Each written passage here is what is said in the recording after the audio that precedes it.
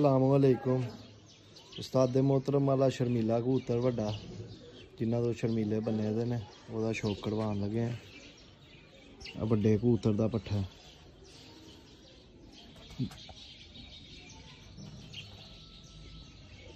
दोस्तों, ये कबूतर शर्मीले कबूतरों की बेस है।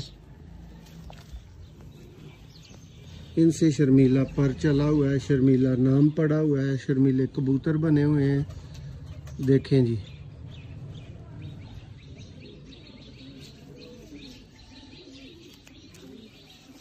मियाँ साहब भाइयों को ज़रा बताएं यूनिक कबूतर कैसे होते हैं, एंटीक कबूतर कैसे होते हैं। जी मोहसिन भाई, ये कबूतर पहाड़ कुंदे हर पॉइंट में पूरा है।